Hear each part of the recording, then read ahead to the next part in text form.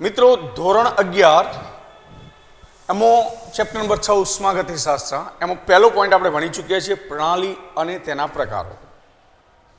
બીજો કોન્સેપ્ટ આપણે ભણવા જઈ રહ્યા છીએ મિત્રો અવસ્થા વિધેય.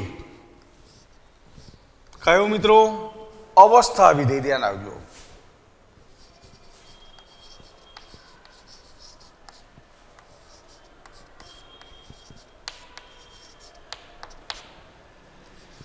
મિત્રો પ્રણાલીની અવસ્થાઓ તમને ખબર છે, કોઈ પણ પદાર્થ ઘન, પ્રવાહી, વાયુ, ત્રણ અવસ્થામાં જનરલી આપણે જોયેલો છે.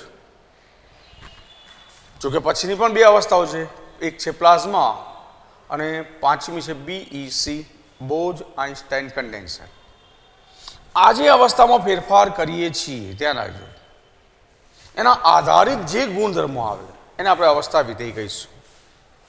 અવસ્થા શબ્દ ઉપરથી જ ખબર પડે કે પ્રણાલીના જે ગુણધર્મો તો બધા પ્રણાલીના જ આવવાના, એ પ્રણાલીની અવસ્થા ઉપર જ આધારિત હોય. શાના ઉપર? અવસ્થા ઉપર. પછી અવસ્થા પ્રાપ્ત કરવા માટેની પદ્ધતિ ઉપર આપણે કોઈ લેવા દેવા નથી, ધ્યાન રાખજો. તો એવા ગુણધર્મોને આપણે અવસ્થા વિધેય ગુણધર્મો કહીશું. બરાબર છે? એનું પહેલી વ્યાખ્યા લખું છું મિત્રો, વ્યાખ્યાને બરાબર મગજમાં ઉતારજો. બરાબર છે? તો લખું છું કે પ્રણાલીના ગુણધર્મોના, વ્યાખ્યા સ્પષ્ટ લખું, ધ્યાન રાખજો. પ્રણાલીના ગુણધર્મોના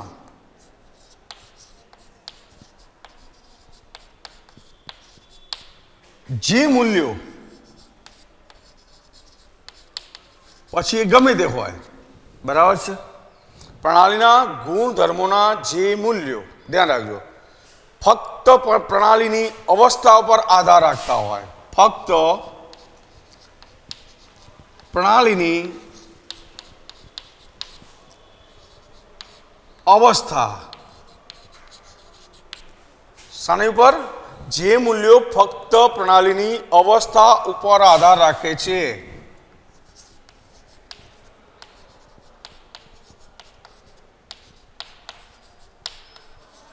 સમજ પડે છે મિત્રો? તો એ અવસ્થા પ્રાપ્ત કરવા માટેની પદ્ધતિ પર આધાર રાખતા નથી, ધ્યાન રાખજો. પરંતુ પ્રણાલીના ગુણધર્મોના જે મૂલ્યો ફક્ત પ્રણાલીની અવસ્થા પર આધાર રાખે છે, પરંતુ તે અવસ્થા પ્રાપ્ત કરવા માટેની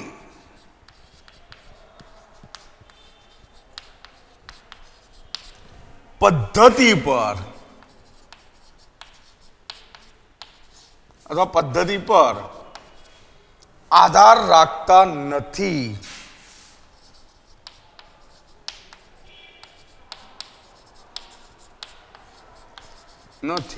બરાબર છે? તેવા ગુણધર્મો તેને અવસ્થા વિધેય કહે છે.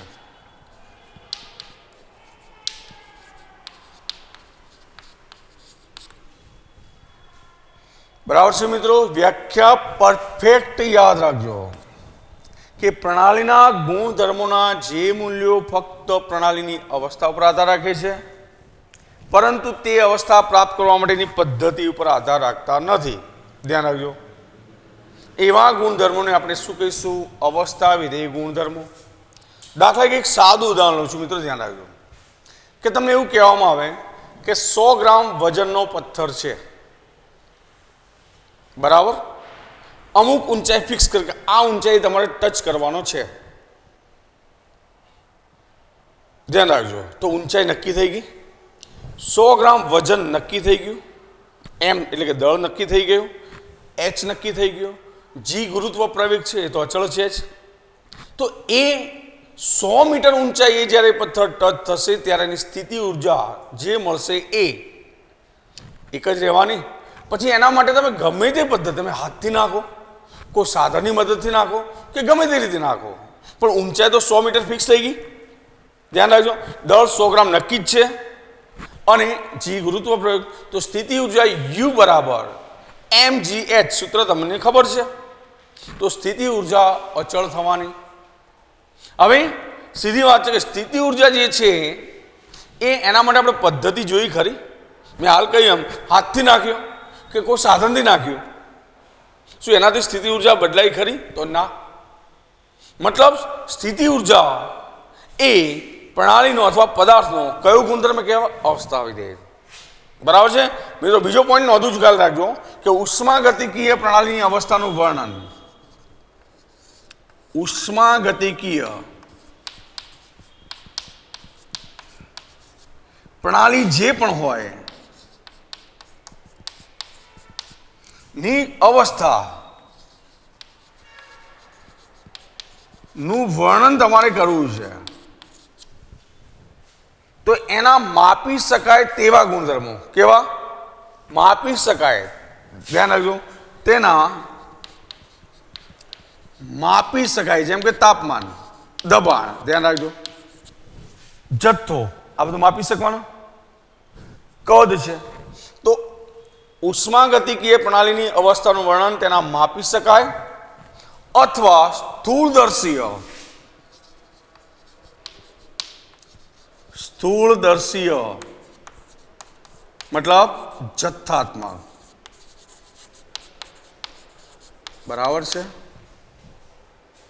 તો ઉષ્માગતિકીય પ્રણાલીની અવસ્થાનું વર્ણન તેના માપી શકાય અથવા સ્થૂળદર્શીય ગુણધર્મો, બરાબર છે, થી કરીએ છીએ.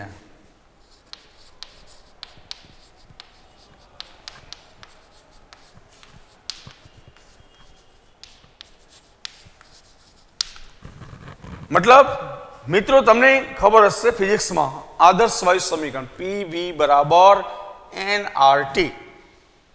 આ અચળાંક છે, તાપમાન, કદ, દબાણ, ધ્યાન રાખજો, અને વાયુનો જથ્થો. આના સંદર્ભમાં વાત કરીએ આપણે, બરાબર છે? તો સીધી વાત છે કે કોઈ એક પરિબળ માપવું છે તો 3 પરિબળ તમે જાણતા હોવ છો.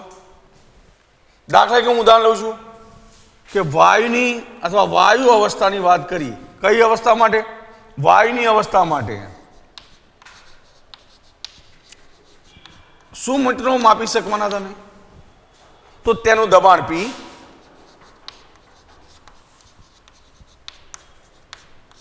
બરાબર છે.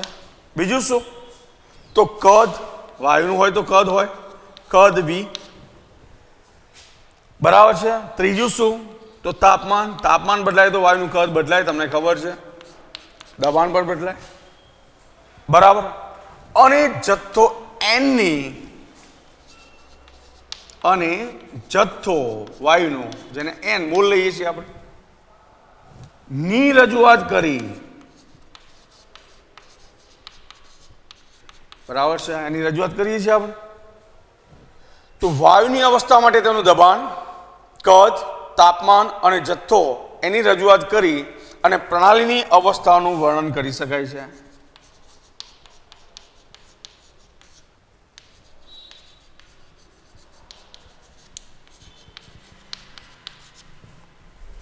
કરી શકીશું આપણે મિત્રો.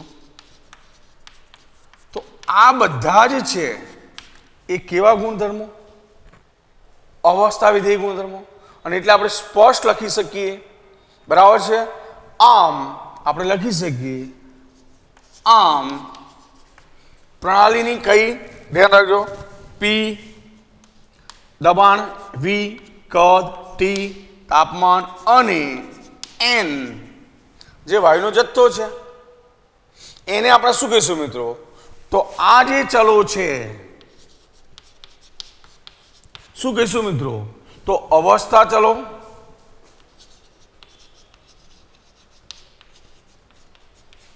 અથવા બીજો શબ્દ ટાઇટલ આપણે આપ્યું છે અવસ્થા વિધેય, અથવા શું કહીશું મિત્રો? અવસ્થા વિધેય. બરાબર, ધ્યાન રાખજો, સમજ પડશે. તો અવસ્થા વિધેય કહે છે. સ્પષ્ટ થઈ ગયું? આમ પી, વી, ટી અને એન જે ચલો છે એને અવસ્થા ચલો અથવા તો અવસ્થા વિધેય કહે છે, કારણ કે તેમના મૂલ્યો, ધ્યાન રાખજો, કારણ કે તેમના મૂલ્યો, આ મૂલ્યો બદલાય છે, ફેરફાર થાય છે. શું? તો અવસ્થા બદલાય તો જ બરાબર, કારણ કે તેમના મૂલ્યો જે છે શાના ઉપર આધાર રાખે છે મિત્રો? તો પ્રણાલીની અવસ્થા ઉપર આધાર રાખે છે. શાની ઉપર? પ્રણાલીની અવસ્થા ઉપર આધાર રાખે છે.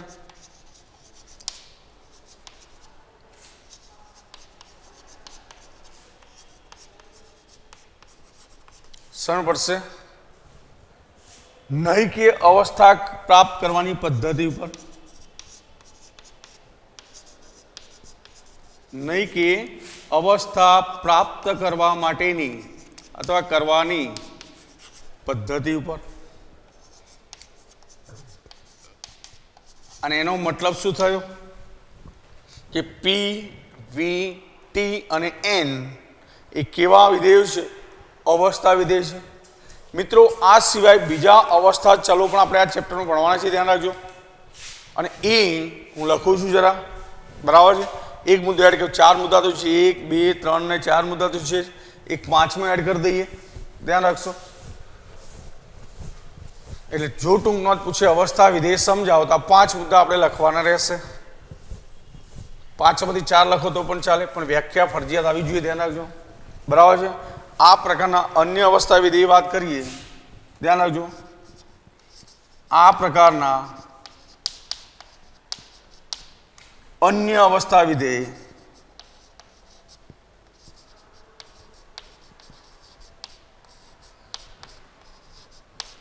તો કયા મિત્રો છે? ધ્યાન રાખો. તો અન્ય અવસ્થા વિધેય એક છે સ્થિતિજ ઉર્જા. કઈ ઉર્જા? મેં હમણાં જ કહ્યું, જે પણ અવસ્થા વિધેય છે એ પદાર્થની અવસ્થા પર આધારિત છે. બીજું લઈ શકીએ આપણે પદાર્થની આંતરિક ઉર્જા, જે આપણે ભણવાનું છે હવે. પદાર્થની આંતરિક ઉર્જા,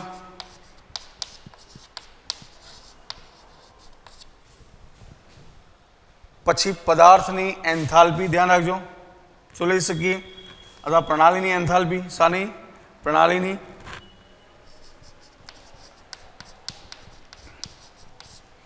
એન્થાલ્પી. પછી એક બીજો પર્યાય આપણે ભણવાનો આવશે, પદાર્થની એન્ટ્રોપી.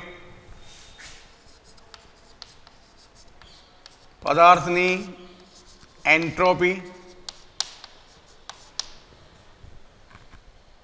અને પદાર્થની મુક્ત ઉર્જા. પદાર્થની શું છે? મુક્ત ઉર્જા, બરાબર છે, વગેરે છે. મિત્રો આ દરેક કોન્સેપ્ટ આપણે ભણવાના છે, ધ્યાન રાખજો. આંતરિક ઉર્જા, એન્થાલ્પી, દરેકની થિયરી આવશે, એના આધારિત સૂત્રો પણ આવશે જે એક્ઝામ્પલમાં ઉપયોગી થવાના. એન્ટ્રોપી અને મુક્ત ઉર્જા, આ ચારેય ટોપિક આપણે જ્યારે ભણી રહીશું ત્યારે આપણું ચેપ્ટર પૂરું થશે, બરાબર છે? તો આ પૈકીનું પહેલું જ અવસ્થા વિધેય આપણે ભણવા જઈ રહ્યા છીએ મિત્રો, આંતરિક ઉર્જા. ધ્યાન રાખજો, કોન્સેપ્ટ હવે નવું લખું છું, આંતરિક ઉર્જા, બરાબર છે? ધ્યાન રાખશો, ઇઝી ટોપિક છે, યાદ રાખવા સરળ છે. તો નવો ટોપિક આપણે લઈએ છીએ હવે પદાર્થની આંતરિક ઉર્જા. હવે ટાઇટલ કાઢી નાખું છું મિત્રો, ધ્યાન રાખજો કે આંતરિક ઉર્જા એટલે શું?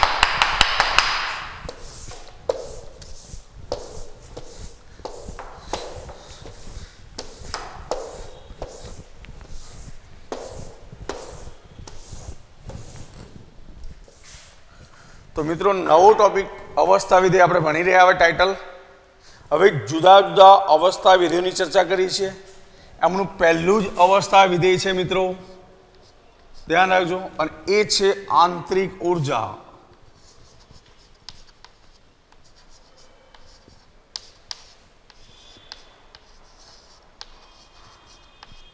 બરાબર છે? ઇન્ટરનલ અથવા યુનિવર્સલ એનર્જી, પદાર્થમાં રહેલી દરેક પ્રકારની ઉર્જા, બરાબર, એનો સરવાળો થાય. જેટલી ઉર્જાઓ અંદર ભરેલી છે પદાર્થમાં એ બધાનો સરવાળો, વિદ્યુતીય હોય, યાંત્રિકીય હોય કે પછી કોઈ પણ પ્રકારની હોય, આ બધી જ ઉર્જાનો જે સરવાળો કરો અને જે મળે એને પ્રણાલીની આંતરિક ઉર્જા મિત્રો કહેવાય છે. અને એને યુનિવર્સલ બધું જ લીધું છે. એટલે યુ લઈએ છીએ એનો સિમ્બોલ ધ્યાન રાખજો. એટલે આપણે સ્પષ્ટ વ્યાખ્યા લખી છે કે રાસાયણિક પ્રણાલીમાં સંગ્રહાયેલી, હું સ્પષ્ટ વ્યાખ્યા લખું મિત્રો ધ્યાન રાખજો, રાસાયણિક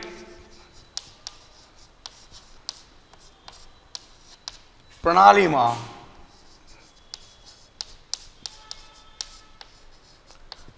સંગ્રહાયેલી, પછી ગમે તે પ્રકારની હોય તો કઈ કઈ મિત્રો ધ્યાન રાખજો, તો રાસાયણિક,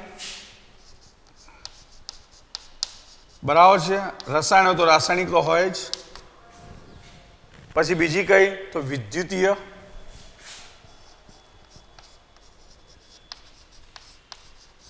ત્રીજી કઈ તો યાંત્રિકીય,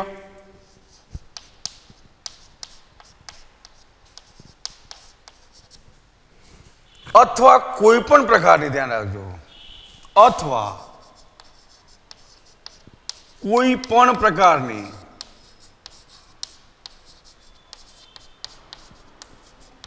ધ્યાન રાખજો, રાસાયણિક પ્રણાલીમાં સંગ્રહાયેલી રાસાયણિક, વિદ્યુતીય, યાંત્રિકીય અથવા પછી કોઈ પણ પ્રકારની, ધ્યાન રાખજો, ઉર્જાના સરવાળાને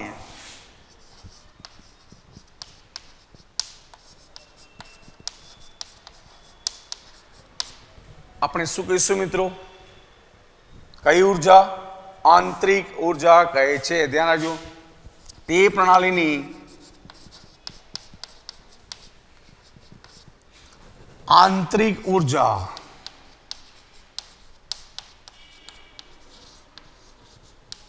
યુ, સિમ્બોલ મેં હાલ મૂક્યું, કહે છે. આની સ્પષ્ટ હોય કે દરેક કોન્સેપ્ટનો અર્થ મિત્રો ક્લિયર કરતા જઈએ છીએ આપણે, બરાબર છે. મારી આંતરિક ઉર્જાની વાત કરું, મારામાં જેટલી પણ ઉર્જાઓ પડેલી છે બધી જ ઉર્જાનો સરવાળો એટલે મારી આંતરિક ઉર્જા થાય.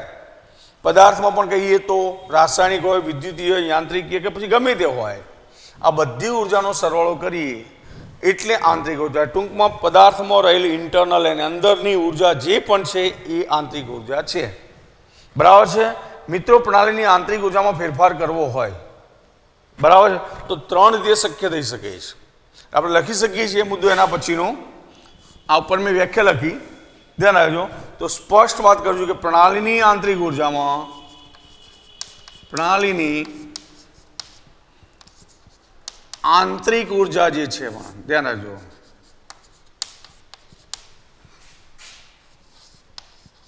જે પણ ઉર્જા છે તો પ્રણાલીની આંતરિક ઉર્જામાં નીચેની રીતે ફેરફાર અથવા નીચે પ્રમાણે ફેરફાર કરી શકાય છે. નીચે પ્રમાણે ફેરફાર કરી શકાય અથવા કરી શકાય છે. કઈ રીતે? ત્રણ રીત છે, યાદ રાખજો મિત્રો.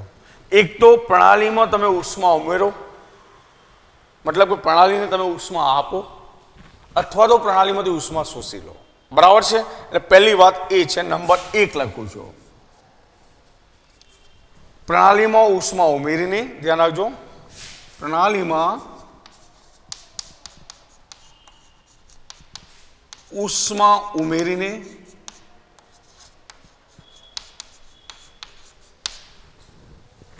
અથવા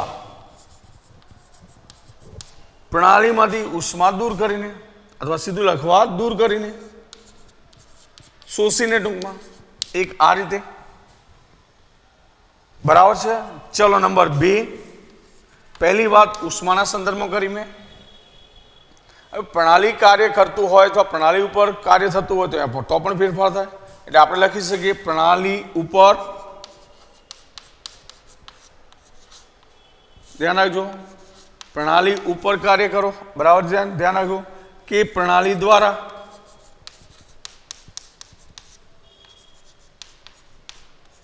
કાર્ય થવાથી,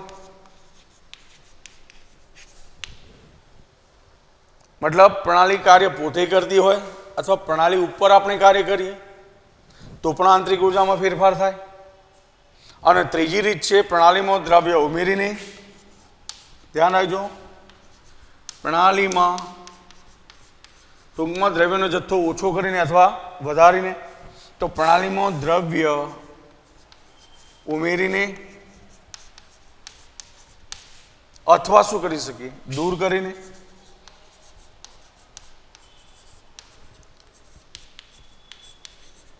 આ ત્રણમાંથી કોઈ પણ રીતે પ્રણાલીની આંતરિક ઉર્જામાં મિત્રો ફેરફાર થઈ શકે છે.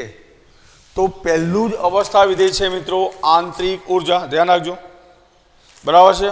હવે પછીનું અવસ્થા વિધેય વાત કરીએ છીએ, ધ્યાન રાખજો. અવસ્થા વિધેય કે આંતરિક ઉર્જા સાથે કાર્ય.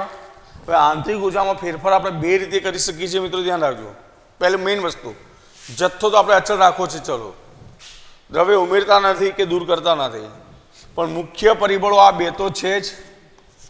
એટલે કાર્ય દ્વારા આંતરિક ઉર્જામાં ફેરફાર કઈ રીતે થઈ શકે એ કોન્સેપ્ટ મિત્રો હવે આપણે ક્લિયર કરીએ છીએ, ધ્યાન રાખજો. તો કાર્ય આધારિત આંતરિક ઉર્જાનો ફેરફાર હવે સમજીએ છીએ મિત્રો, ધ્યાન રાખજો. બરાબર છે. મૂળ થિયરી આંતરિક ઉર્જાની જ ચાલુ છે, પણ આંતરિક ઉર્જામાં ફેરફાર કરવો છે તો મેં હાલ કહ્યું ઉષ્મા ઉમેરીને અથવા દૂર કરીને, પ્રણાલી ઉપર કાર્ય થવાથી કે પ્રણાલી દ્વારા કાર્ય થવાથી. બરાબર છે. એટલે હવે નવું પોઈન્ટ આપણે ભણીએ છીએ, ધ્યાન રાખજો. પોઈન્ટનું ટાઇટલ લખી દો મિત્રો, પછી સમજીએ.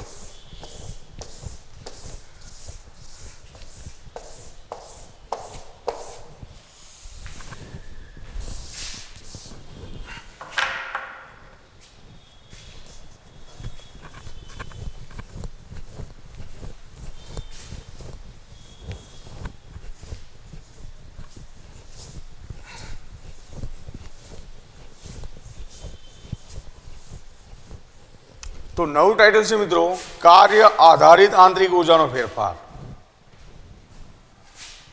પ્રશ્ન આપણો અલગ છે, ધ્યાન રાખજો. ટાઇટલ એનું જ રાખીશું, કાર્ય આધારિત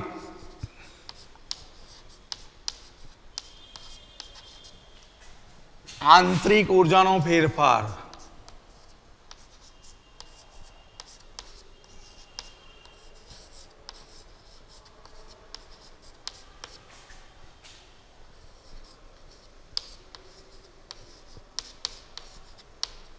મિત્રો ધ્યાન રાખજો, આપણું ટાઇટલ હવે આ છે, કાર્ય આધારિત આંતરિક ઉર્જાનો ફેરફાર. બરાબર છે મિત્રો.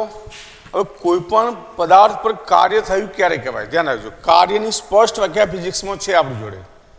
બરાબર. તો કાર્ય પહેલા કોને કહીશું, કાર્ય થવાથી આંતરિક ઉર્જામાં કેવી રીતે ફેરફાર થાય છે એ આપણે સમજીએ છીએ હવે. બરાબર. તો એક પછી એક પોઈન્ટ સમજીશું કે પહેલા તો કાર્યની વ્યાખ્યા શું. તો પહેલી હું કાર્યની વ્યાખ્યા લખું છું, ધ્યાન રાખજો. કાર્ય કોને કહીશું, દાખલા કે આ ચોક છે, અહીંયા મેં ક્યાંક મૂક્યો અને એને મેં બળ આપ્યું, તો બળ જે દિશામાં આપું છું એ દિશામાં ચોક ખસવાનો. ડસ્ટર અથવા કોઈ પદાર્થ મૂક્યો છે એની પર ધક્કો મારીશ તો જેટલો ધક્કો માર, જેટલી તાકાતથી જેટલું બળ વાપરીશ એ પ્રમાણે પદાર્થ ખસશે. એટલે આપણે સ્પષ્ટ લખી શકીએ, ધ્યાન રાખજો, કોઈ પણ પદાર્થ પર કોઈ પણ, ધ્યાન રાખજો, કોઈ પણ પદાર્થ પર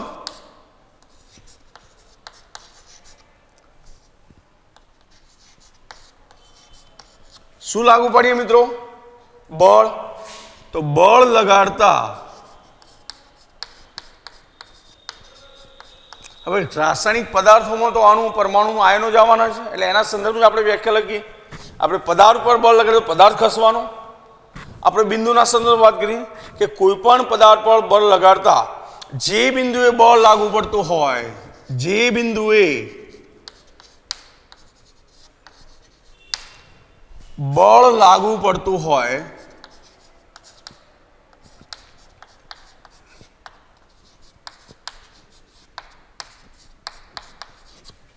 તે બિંદુ, મેં કહ્યું એમ કઈ દિશામાં, બળની દિશામાં, બળની દિશામાં સ્થાનાંતર કરે.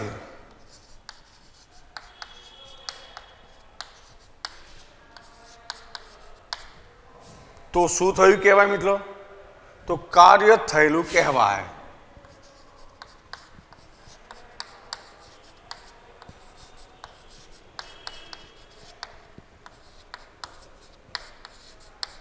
મિત્રો સ્પષ્ટ વ્યાખ્યા છે, ધ્યાન રાખજો.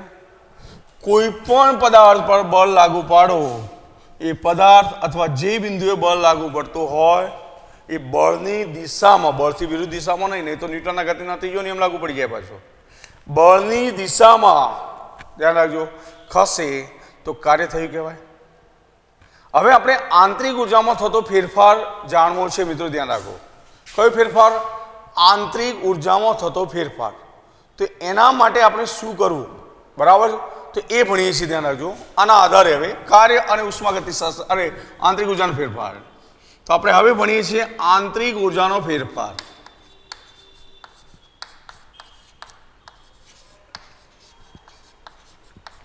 કાર્ય થવાથી આંતરિક ઉર્જામાં ફેરફાર થાય, ધ્યાન રાખજો. એ પછી ગમે તે પ્રકારે થતું હોય.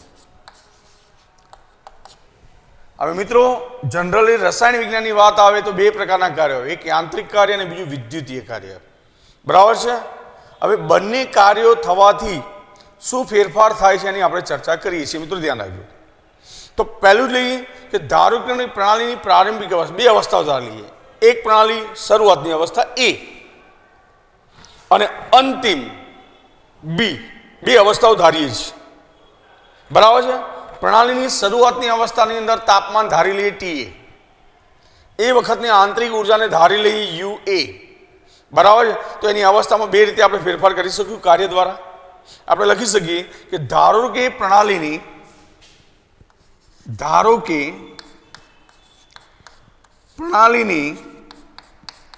કઈ અવસ્થા હું વિચારું છું? પ્રારંભિક અવસ્થા. કઈ અવસ્થા? પ્રારંભિક મતલબ ઇનિશિયલ, શરૂઆતની, બરાબર છે? અવસ્થા આપણે એ કહીએ. શું કહીએ? એ કહીએ. મતલબ એ શું છે? તો પ્રણાલીની પ્રારંભિક અવસ્થા. એ વખતનું તાપમાન અને તેનું તાપમાન માની લો કે TA છે.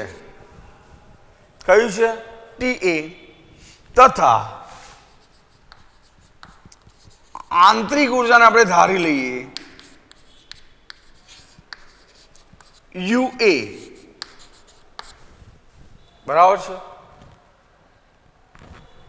તાપમાનને કયા વડે? TA. તથા આંતરિક ઉર્જા છે એને આપણે કેના વડે? UA વડે દર્શાવીએ તો બંને દર્શાવ્યા, આપણે તાપમાન પણ દર્શાવ્યું અને આંતરિક ઉર્જા પણ દર્શાવી, બરાબર છે? તો પ્રણાલીની અવસ્થામાં બે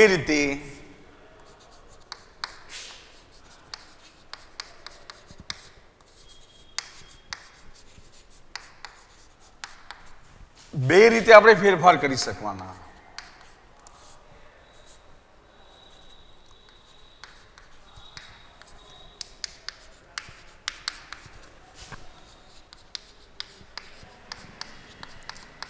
કઈ બે રીતે મિત્રો? તો પહેલું જ યાંત્રિક કાર્ય વિચારીએ આપણે. કયું કાર્ય મિત્રો? યાંત્રિક કાર્ય, ધ્યાન રાખજો, બરાબર છે? એટલે આપણે પહેલું લઈએ છીએ યાંત્રિક કાર્ય દ્વારા ઉર્જામાં ફેરફાર કરીએ. નંબર 1, યાંત્રિક કાર્ય દ્વારા, યંત્ર વાત કરી છે, કાર્ય દ્વારા ઉર્જામાં ફેરફાર.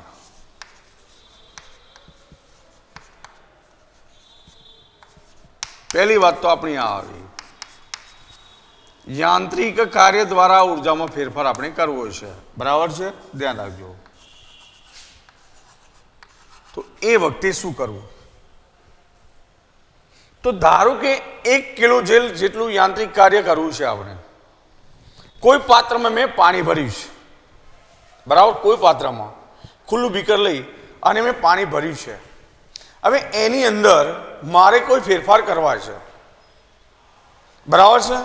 પછી અંદર પેન્ડલો ફેરવીને, પેન્ડલ ગુમાવીને, ટૂંકમાં કોઈ પણ પેન્ડલ મૂક્યું છે અથવા એવું સાધન છે કે જેમાં પેન્ડલ ફેરવાથી પાણી ઘૂમે છે, અથવા અન્ય કોઈ રીતે પાણીને ગુમાવીએ અને 1 કિલો જૂલ જેટલું યાંત્રિક કાર્ય આપણે કરીએ છીએ, બરાબર છે? ધ્યાન રાખજો. તો શું થાય છે? તો લખીએ આપણે, ધારો કે 1 કિલો જૂલ જેટલો 1 કિલો જૂલ કેજે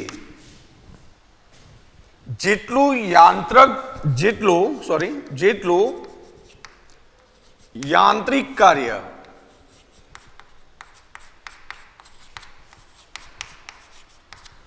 શું ફેરવીને મેં કહ્યું પેન્ડલો ફેરવીને બરાબર પાત્રની અંદર અથવા બીકરની અંદર જેમાં અને તેને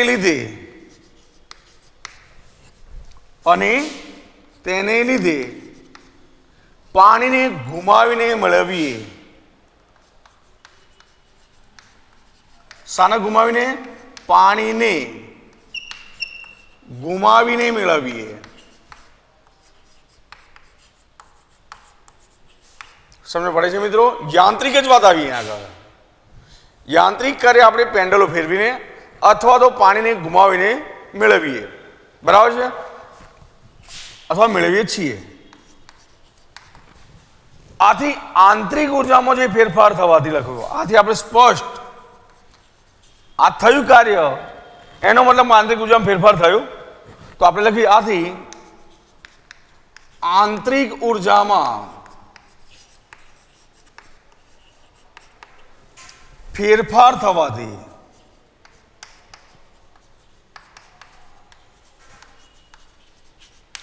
શું થવાશે આંતરિક ઉર્જામાં ફેરફાર થયો એટલે અવસ્થા બદલાય છે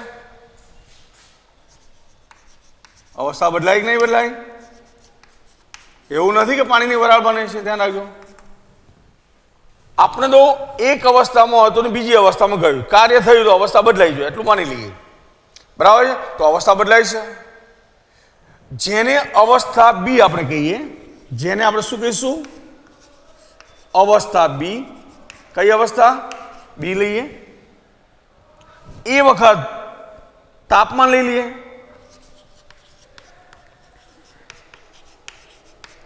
શું લઈએ ટીબી બરાબર છે તરીકે દર્શાવીએ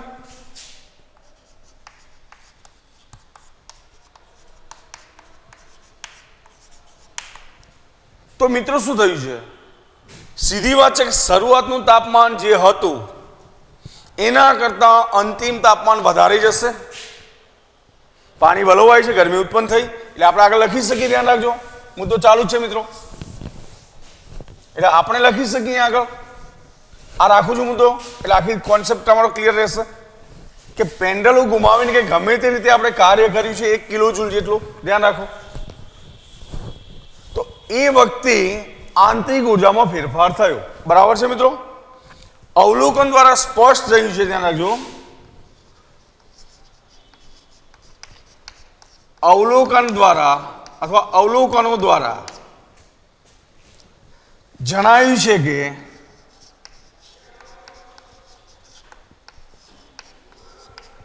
ટીબી ગ્રેટર ધેન ટીએ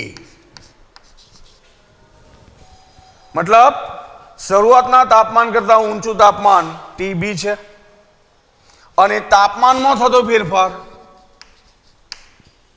અને તાપમાનમાં થતો ફેરફાર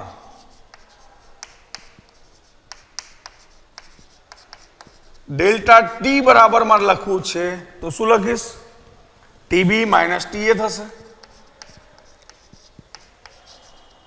ટીબી માઇનસ શું થશે મિત્રો ટી એ થશે આ વસ્તુ ક્લિયર થઈ ગઈ હવે બરાબર ધારો કે પ્રણાલીની બી અવસ્થામાં આંતરિક ઉર્જાને આપણે યુબી લઈ લઈએ આગળ લખીએ ધારો કે પ્રણાલીની કઈ અવસ્થામાં કહું છું અવસ્થા બીમાં પ્રણાલીની અવસ્થા બીમાં આંતરિક ઉર્જા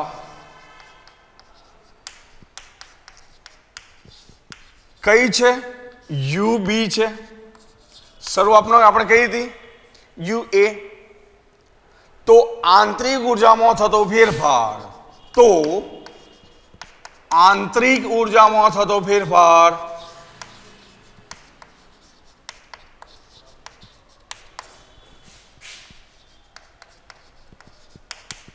ડેલ્ટા યુ બરાબર UB માઇનસ UA થાય કે ના થાય?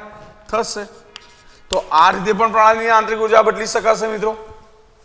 ધ્યાન રાખજો, આ રીતે પણ આપણે પ્રણાલીની અવસ્થા બદલી શકીશું. બરાબર છે. બીજું વિદ્યુતીય કાર્ય દ્વારા. હવે વિદ્યુતીય કાર્ય માટે મિત્રો તાપમાનમાં ફેરફાર થવાનો, વિદ્યુતમાં ફેરફાર થશે તો કાર્યમાં ફેરફાર થવાનો મિત્રો. એટલે હવે આપણે ભણીએ છીએ, ધ્યાન રાખજો, વિદ્યુતીય ટાઇટલ મિત્રો લખી દઉં છું. બાકીની ચર્ચા આપણે પછીના લેક્ચરમાં મિત્રો કરીશું.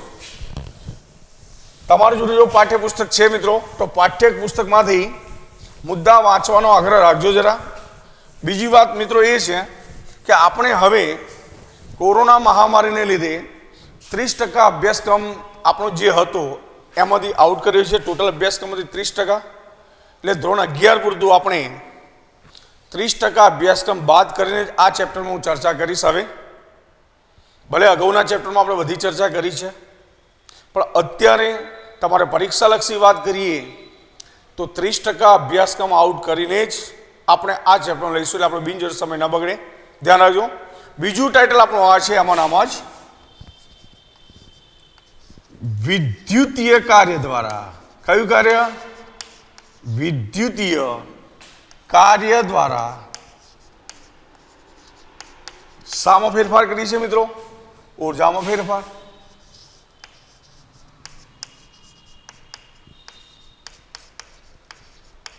હવે એ મિત્રો કેવી રીતે સમજો કે પ્રણાલીની અંદર કોઈ ધાતુના સળિયાની મદદથી, ધ્યાન રાખજો, બરાબર છે, કોઈ રાસાયણિક દ્રાવણમાં ધાતુનો સળિયો ડુબાડી અને પછી હલાવીએ અને તાપમાનનો ફેરફાર માપીએ છીએ. તો પાત્રની અંદર વિદ્યુતીય ઇલેક્ટ્રોનની હેરફેર થતી હોય, રાસાયણિક પ્રક્રિયાઓ થતી હોય, એટલે સીધી વાત છે. એટલે વિદ્યુતીય ફેરફાર આપણે નોંધીએ, તાપમાનનો ફેરફાર નોંધીએ તો એ તાપમાનનો ફેરફાર પેલાની જેમ જ ટી અને ટીબી.